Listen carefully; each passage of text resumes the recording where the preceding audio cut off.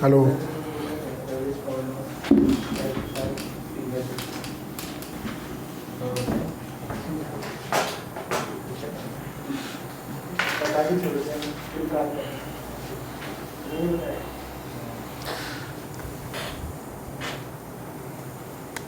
Transformer.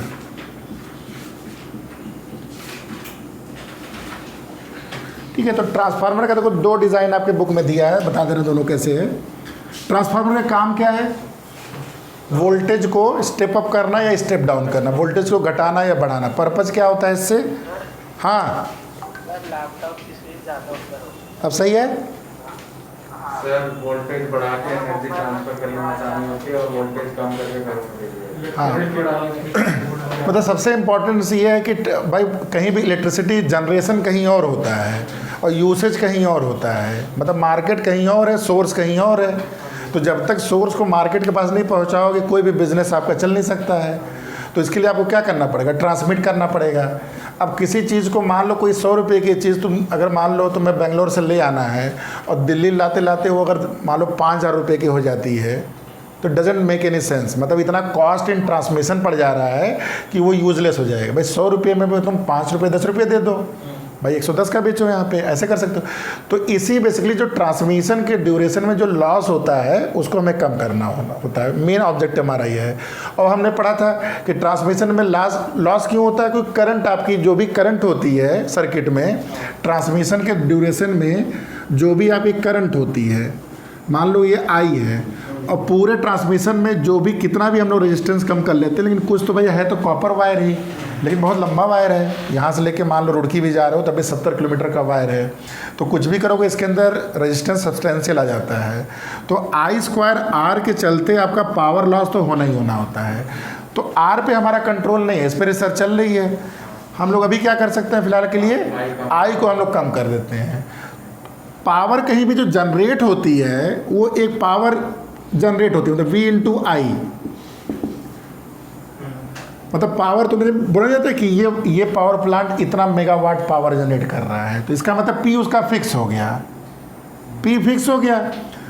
V और I,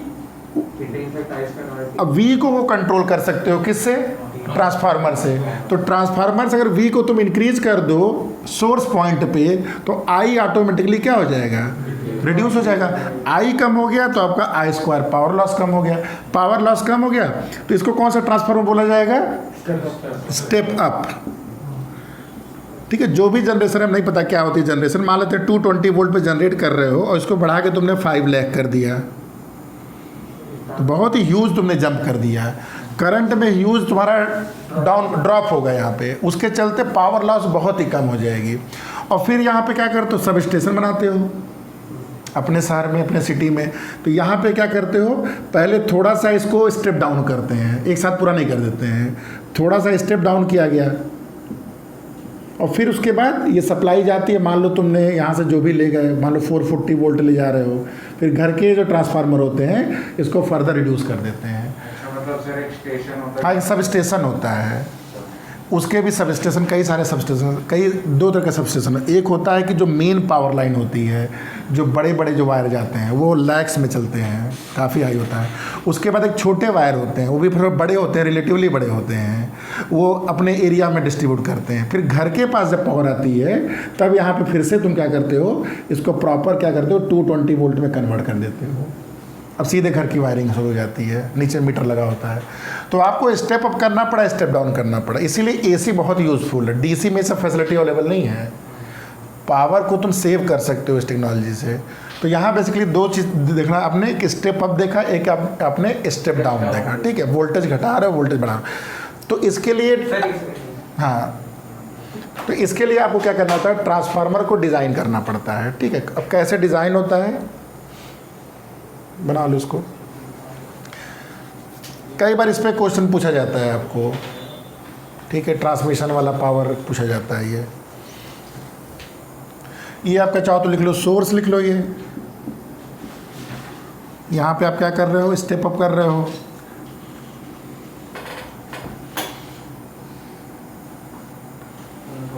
ठीक है,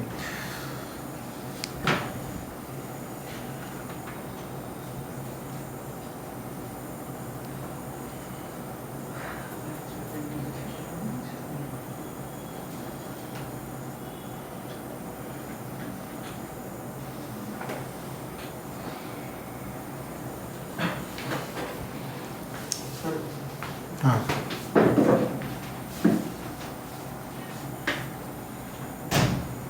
आई square R transmission loss, R के इसको ऐसे लिख लो चाहो तो, आर सी लिख लो,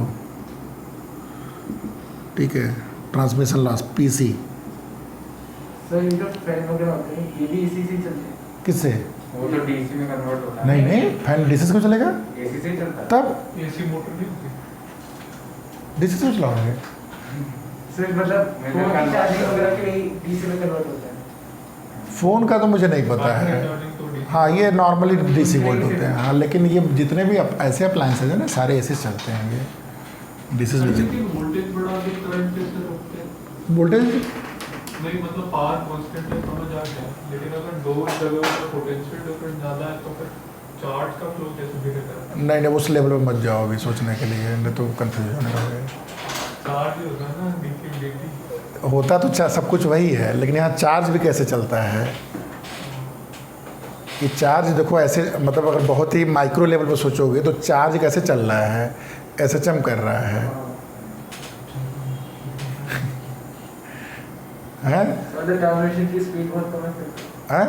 फिर तो ट्रांसमिशन की स्पीड फिर अब तुम लोग बेसिक इसमें पहुँच गए, चैप्टर नंबर 3 में पहुँच गए कि अगर तुम्हारा स्पीड कम होती है तो यहाँ, लेकिन ये इलेक्ट्रिक फील्ड अप्लाई होती है। इलेक्ट्रिक फील्ड मतलब लाइट की स्पीड, लाइट की, हाँ, ड्रिफ्ट स्पीड है। ठीक है, तो दो मॉडल बनाया गया देखो ट्रांसफार्मर का। अब देखो एडी करंट आप लोग पढ़े थे, तो ये ट्रांसफार्मर में हम लोग क्या यूज़ करते हैं, लैमिनेटेड सीट यूज करते हैं। लैमिनेटेड मतलब जैसे पेपर है आपका, ये एक दो ऐसे पेपर करके, ठीक है। और ये आपको समझो ये एक खाली प्लेस है और ये खाली प्लेस है, और ये सीट के ऊपर सीट के ऊपर सीट के ऊपर सीट रखी जाती है, जिससे एडी करंट आपको बचाया जाता है। एक वायर ऐसे करके ला के लपेट दिया जाता है, ठीक, और इसको बोलते हैं प्राइमरी। और एक दूसरा कॉइल जो कि इंसुलेटेड होता है, आपस में टच नहीं करते हैं ये, ठीक है। इसमें ऐसी वाइंडिंग की जाती है, वाइंडिंग मतलब ऐसा मटेरियल लगाया जाता है कि इंसुलेटेड रहते हैं ये, नहीं तो स्पार्किंग हो जाएगी, ठीक है। ये होता है तुम्हारा सेकेंडरी। तो सेकेंडरी वाला इंसुलेटिंग वाला होता है। दोनों प्राइम इंसुलेटिंग, आपस में इंसुलेशन होता है, मतलब आपस में वो एक दूसरे के ऊपर रोल किए जाते हैं, लेकिन इट डजेंट मीन कि एक दूसरे से ये, हाँ, मतलब कांटेक्ट में आ रहे हैं। तो सर प्राइमरी वाले अपने आप से कांटेक्ट में आ सकता है, सेकेंडरी वाले कोई वायर में जैसे वायरिंग होती है तो क्या वायर ऐसे टच कर दोगे तो क्या ये दो चीज़ वायर टच किए तो क्या कांटेक्ट में आ गया, ये क्या चीज़ है, ये ऊपर इंसुलेटर लगा है। तो अगर तुम इसको लपेटते जाओगे ऐसे करके, समझ में आया? हाँ, एक ये तरीका हुआ, और दूसरा तरीका क्या हुआ, अभी दोनों को डिज़ाइनिंग का पार्ट है, कौन कब यूज़ करते हैं ये अब डिटेल में जाना पड़ेगा आपको, किसी यूज़ से समझना पड़ेगा। एक आपको ये तरीका है, मतलब यहाँ पे ऐसे करके है ये,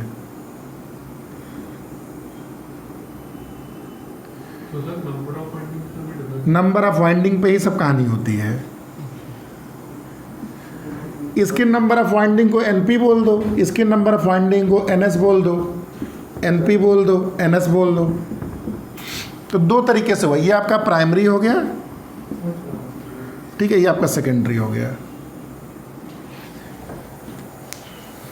स्टेप अप में तो बहुत ज़्यादा हो रही है, ये बता रहे, रुक जाओ।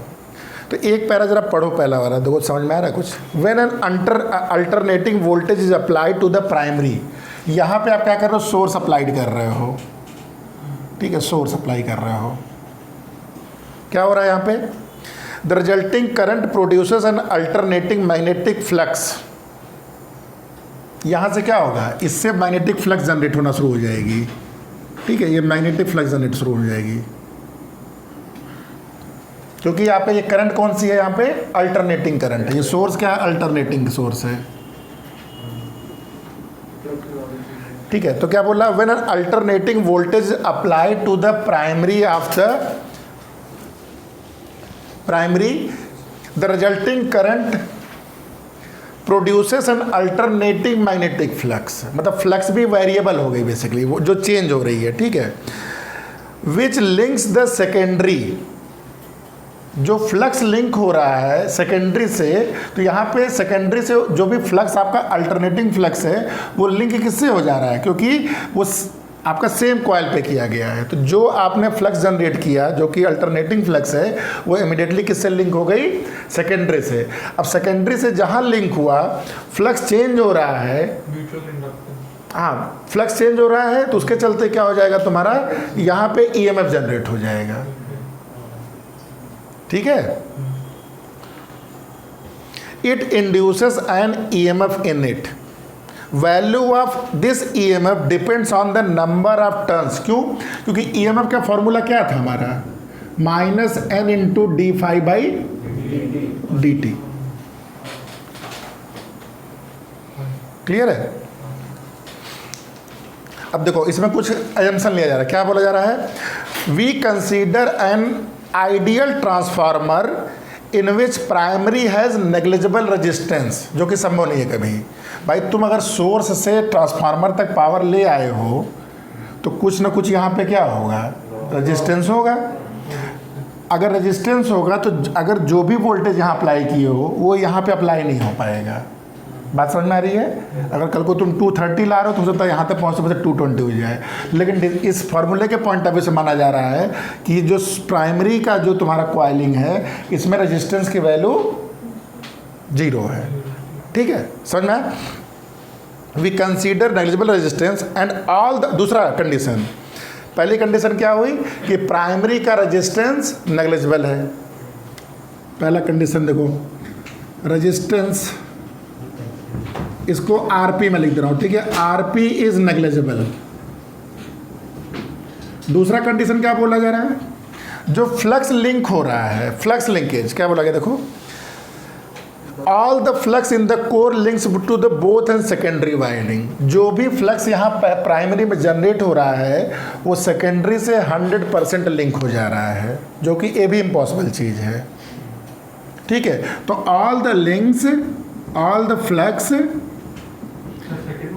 हाँ सेकंड पॉइंट में, सेकंड दिखने में नहीं लग रहा है, ठीक है, ठीक है। तो अभी एजम्पशन लिया जा रहा है ऐसा, क्योंकि तुम अगर 100% लिंक नहीं करोगे ना तो तुम्हारा ईएमएफ कुछ कम होने लगेगा। तो हो सकता है तुम्हें डिजाइनिंग में हो सकता है ऐसा चाहिए होता होगा कई बार, भाई हो सकता है, मैं नहीं चाहता हूँ कि सब लिंक हो। तो अब ये, लेकिन अभी जो 2 डिज़ाइन है ये तो प्रॉपर डिज़ाइन है आपकी, ये आप देखोगे कभी खोलोगे ना मशीन वशीन तो ये तो मैंने देखा है, ये ऐसे मैंने देखा है, क्वाल मोटा ऐसे स्क्वायर टाइप होता है और बीच में खाली होता है, उस पर वाइडनिंग की जाती है। लेकिन अभी क्या जम चले जा रहा है, all the flux are linked to secondary, मतलब प्राइमरी के जितने फ्लक्स हैं वो सेकेंडरी से, all the flux are linked, मतलब 100% लिंकिंग हो रही है। अगर बीच में मैग्नेट लग गया तो? अरे रुक जाओ, मीटिंग खत्म हो गई। नहीं वो कंडीशन मत डालो, अभी बहुत सारे तो केस बनेंगे। तुम इलेक्ट्रिकल लेना, ठीक है।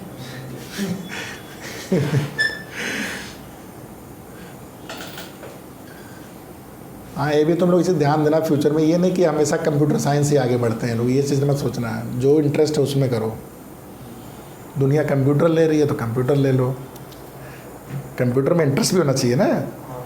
अगर इंटरेस्ट है तो अभी सब तक आप लोग कुछ नहीं तो कम से कम कुछ प्रोग्राम तो लिखे दिए होंगे। लिखे हो?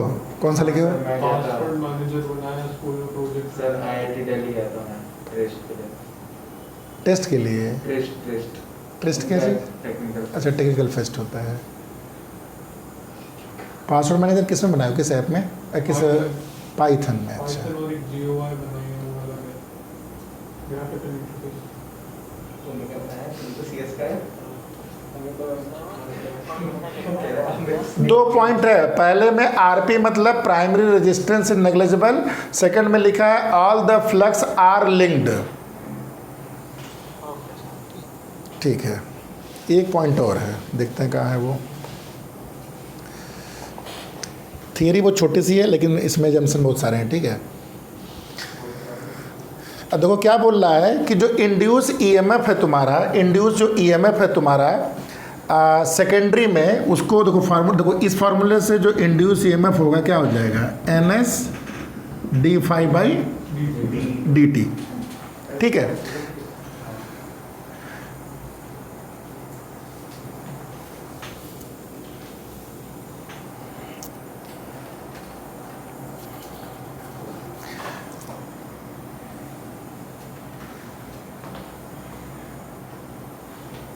देखो इसमें कि वी एस टर्म यूज किया गया, वी एस को बोल रहा है कि N S D phi by D T क्या चीज़ है। ई एस मतलब क्या है, जो ई एम एफ इंड्यूस हो रहा है। वी एस क्या है, जो वोल्टेज यहाँ अप्लाई हो रहा है। दोनों में फ़र्क क्या है बताओ? दोनों को सेम कर दिया। हाँ, दोनों को सेम कर दिया है, क्यों? वही तो अलग होते हैं ना। देखो इसमें कंडीशन दिया है कि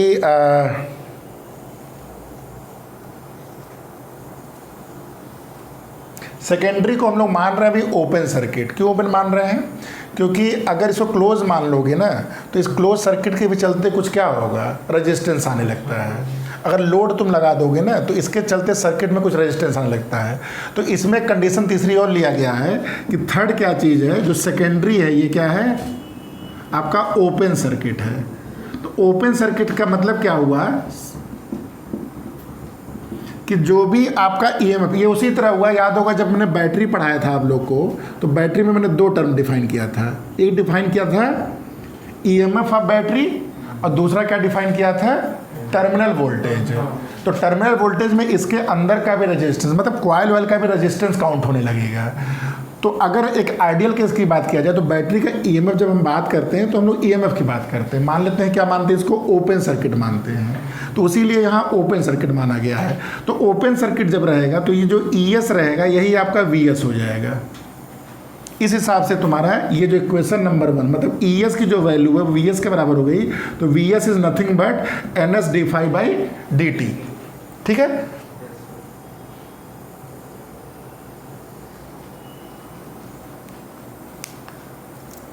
ठीक है।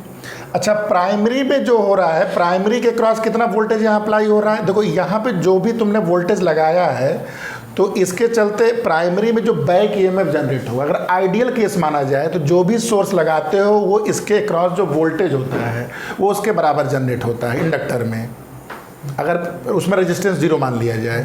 तो यानी कि जो ईपी होगा तुम्हारा ये हो जाएगा minus N P D phi by D T. ये प्राइमरी साइड का बैक ईएमएफ हो गया। तो लिख लो back EMF at the primary side is equal to ये चीज।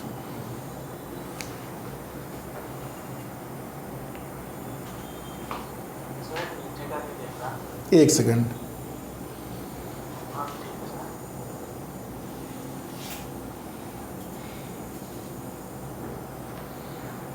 जब इलेक्ट्रिसिटी जनरेट हो जाती है तब तो वायर्स में काफी निकल जाती है ना वो। एक सेकंड सुन, एक सेकंड संगा, यहाँ तक पहुँचने से पहले ही काफी लॉस हो जाता है। हाँ लॉस होता है। ये सबसे ज़्यादा इलेक्ट्रिसिटी डिपार्टमेंट को वैसे लॉस से ज़्यादा परेशानी तो चोरी से है, ठीक है, लेकिन लॉस भी बहुत बड़ा मेजर चैलेंज है, बहुत ही लॉस होता है इसमें। ठीक है, अच्छा जैसे ईपी लिखा गया ऐसे आपका वीपी क्या है, मतलब जो वोल्टेज एक्चुअली यहाँ पे अप्लाई हो रहा है आपका टर्मिनल पे, फिर वही सब आइडियल कंडीशन मानते हुए जो वोल्टेज यहाँ सोर्स से निकला है समझो, वही वोल्टेज तुम्हारा मतलब प्राइमरी वोल्टेज पे इसको वी से लिखा गया जो वोल्टेज अप्लाई हो रहा है आपका। ठीक है, तो ये आपका सेम चीज़ है आपका D phi by D T. ठीक है,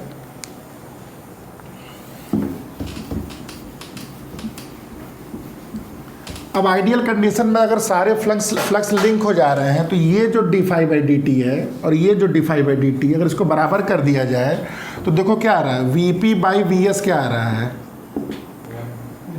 N P by N S. देखो बहुत ही सिंपल फॉर्मूला बन गया ये, बहुत ही सिंपल।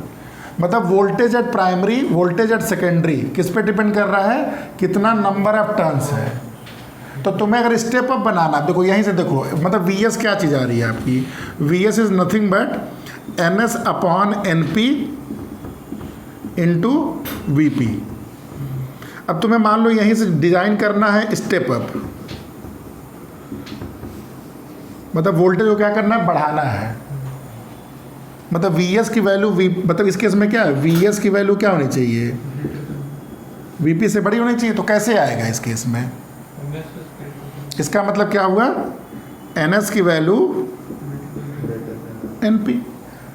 मतलब तुम्हें वोल्टेज को डबल करना है तो वाइंडिंग को डबल कर दो, बहुत सिंपल। ठीक है, इसी तरह आप जितनी वाइंडिंग बढ़ाते जाओगे वैसे ही आपका बड़े, मतलब ये आइडियल केस की बात हो रही है, ये उसी हिसाब से आपका ये स्टेप अप बन जाएगा। सेकंड आपका स्टेप डाउन, हाँ हाँ वाइंडिंग मत करो तब तो इंड्यूस ईएमएफ ही नहीं आएगा ना। नहीं वो हर चीज़, हाँ ठीक है। तो वाइंडिंग इसमें स्टेप डाउन में क्या होगा, वी एस की वैल्यू आपकी लेस देन वी पी होती है, मतलब आपकी एन एस की वैल्यू एन पी। सेकेंडरी में नंबर ऑफ टर्न्स अगर कम हो, ये फार्मूला बड़ा सिंपल फार्मूला, इस पर क्वेश्चंस बहुत आते हैं, ठीक है। घुमा दिया हाँ बस उल्टा कर, हाँ समझो उल्टा कर दिया, लेकिन वैसे कभी करना मत, कई चीज़ें लॉस हो जाती हैं, ठीक है।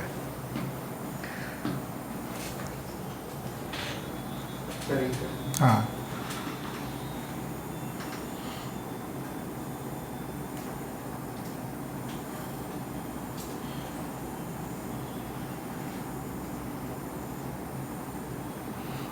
तो ये तो वोल्टेज घटता बढ़ता है, करंट में क्या फ़र्क पड़ता है। मान लो तुमने स्टेप अब बनाया तो करंट में क्या होगा। देखो तुम कोई भी ट्रांसफार्मर डिज़ाइन करते हो तो एक चीज़ कांस्टेंट रहती है, मान लो ये प्राइमरी है, ये सेकेंडरी साइड है। तुमने क्या किया, वोल्टेज तो चलो मान लो स्टेप अप की बात करें, वोल्टेज तो आपने बढ़ा दिया, लेकिन क्या चीज़ कांस्टेंट रहती है, पावर। पावर को आप कुछ नहीं कर सकते हो अनलेस कोई रेजिस्टेंस ना लगाओ एक्स्ट्रा। यानी कि जो पीआई होगा और जो नहीं, इसको प्राइमरी पी लिख देते हैं और इसको सेकेंडरी पीएस लिख देते हैं। तो प्राइमरी जो पावर होता है ये कितना होगा, वीपी इंटू आईपी, और पावर एट सेकेंडरी साइड क्या हो गया, वीएस इंटू आईएस। क्लियर है, ये दोनों आपस में बराबर है, P P equal to P S. इसका मतलब V P into I P equal to V S into I S. तो V P upon V S क्या हो गया, I S upon I P. तो देखो एक रिलेशन आ गया यहाँ से, ये तो आया था, इसके आगे एक चीज़ और लिख सकते हो, क्या हो गया, I S upon I P. समझ में आया?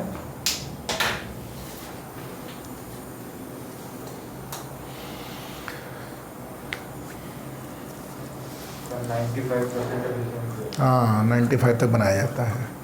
सर आप बता रहे थे ना उसमें केटी है कि मतलब एफिशिएंसी 95 से ऊपर की जा सकती है। नहीं, वो तुम हीट इंजन की बात कर रहे हो।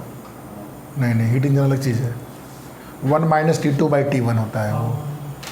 कोई भी थियोरेटिकली भी नहीं, यहाँ पे थियोरेटिकली आप 100% जा सकते हो, वहाँ पे थियोरेटिकली ही नहीं जा सकते हो 100%। 1 - T2/T1 अनलेस कि आपका जो सोर्स रहे हाँ मतलब 0 डिग्री पे पहुँच जाओ इसको लेके। सेम नहीं, 1 - T2/T1 होता है ना, तो T2 मतलब सिंक को तुम पहुँचा दो एकदम एब्सोल्यूट 0 पे, तब तक तुम 100% ही बना सकते हो। लेकिन यहाँ पे ऐसा नहीं है, मतलब यहाँ पे वैसा वो थियोरेटिकल लिमिटेशन है, यहाँ पे थियोरेटिकल लिमिटेशन नहीं है। इसलिए यहाँ पे जो ट्रांसफार्मर रियल लाइफ में डिज़ाइन किए जाते हैं वो आप 95% से लेकर 99% तक आप डिज़ाइन कर सकते हो, जिसमें पावर आउटपुट इनपुट और आउटपुट में इस रेशियो में चलता है। सर एक क्वेश्चन आया था, हिस्टैरिसीस कर्व दिया था, हाँ और ट्रांसफार्मर और उसका डिफरेंस बताना था, जनरेटर में क्या डिफरेंस होगा हिस्टैरिसीस कर्व। क्वेश्चन दिखाओ। सर मींस में था 70 इसी बार का 70 देखते रुक जाओ, इसी बार जो हुआ है क्या। नहीं 17 या 18 में से। अच्छा ठीक है, दिल ये समझ में आ गया ना। Yes sir. डाउट देखो नीचे लिखा है क्या क्या चीज़, इक्वेशन एवं obtained only apply for ideal transformer without energy losses, but in actual अभी कर लेंगे direct, but in actual transformer small energy losses. अब क्यों होती है, पॉइंट और लिख लो, 4 पॉइंट अपने कॉपी में। पहला पॉइंट क्या है, फ्लक्स लीकेज। सेकंड क्या है, फ्लक्स लीकेज पहला है। सेकंड क्या है, रेजिस्टेंस ऑफ वाइंडिंग। थर्ड क्या है, जो बहुत मेजर रीज़न है, एडी करंट्स। फर्स्ट क्या था, फ्लक्स लीकेज। सेकंड क्या है, रेजिस्टेंस ऑफ वाइंडिंग। थर्ड क्या है, एडी करंट्स। हाँ ठीक है, बस डालो, समझा दे रहे हैं, वो डिस्कस कर लेते हैं, मतलब बहुत ऑब्वियस है सर। हिस्टेरिसिस क्या है, बताए थे जो, क्योंकि ये तुम्हारे जो क्वाइल होता है ना, इसमें लिंकेज को बढ़ाने के लिए हम लोग क्या डालते हैं, ये बेसिकली कोर है एक तरह से, जिस पे वाइंडिंग की जा रही है आयरन कोर है, तो ये एक तरह से क्या काम कर रहा है आपका, मेटाइसन बढ़ा रहा है, मतलब ये लिंकिंग को बहुत तेज़ी से इंक्रीज करता है। सर लेकिन अगर एरिया ज़्यादा होगा तो मैग्नेटाइज हो जाता है ना, फिर दिक्कत नहीं है जब करंट चेंज होता है तो। एरिया नहीं ज़्यादा हो रहा है, हिस्टैरिसीस कर्व। हिस्टैरिसीस कर्व का एरिया बोल रहे हो ना, तो उसमें कैसे मालूम ज़्यादा हो रहा है। तो फिर अगर वाइंडिंग अगर आयरन सॉफ्ट आयरन ले लो तो सॉफ्ट आयरन में एरिया कम होता है ना, तो वही यहाँ पे जो रहता है सॉफ्ट आयरन रहता है। तो वही हिस्टैरिसीस एक पार्ट दिया है, magnetization of the core is repeatedly reverse by the alternating magnetic field, the resulting expenditure of energy in the core appears as a heat and is kept to a minimum by using a magnetic material which have low hysteresis loss। ध्यान दो, hysteresis में चाहो तो लिख लो कौन सा use करते हैं, लो, समझाए थे ये तुम लोग को, क्योंकि हिस्टेरिसिस जो कर्व होता है उसका जो एरिया होता है वो रिप्रेजेंट करता है कि कितना एनर्जी लॉस होता है। तो अगर किसी भी कोर का हिस्टेरिसिस कर्व ये एरिया अगर ज़्यादा है, इसका मतलब उसमें ज़्यादा एनर्जी लॉस हो रहा है। तो आइडियल ट्रांसफॉर्मेशन में तुम्हें ट्रांसफार्मर में वो यूज़ करना पड़ेगा। तो हिस्टेरिसिस कर्व के पॉइंट ऑफ व्यू से क्या बोलोगे, जिसका एरिया कम होना चाहिए वही तुम्हें यूज़ करना है। ठीक है, 4th पॉइंट हो गया। और कोई है? बस यही है। लास्ट पॉइंट क्या लिखा है, the large scale transmission and distribution of electrical energy over long distance is done by using transformer, the voltage output of the generator is stepped up. ठीक है, वही बताया था शुरू में। And transmitted over a long distance to an area sub station near the consumer, there the voltage is step down, further step down to distributing sub station utility poles before a power supply of 240 volt reaches our homes. तो ये हाँ 240 220 नहीं, तुम अगर power देखो, अभी ये तो इलेक्ट्रॉनिक मीटर नहीं है, जनरली 220 होता नहीं है वो, मतलब 220 होना चाहिए, थोड़ा बहुत वो प्लस माइनस होता रहता है। ठीक है, जो भी है 240। ठीक है, तो ये चैप्टर ओवर, बढ़िया से समझ में आ गया।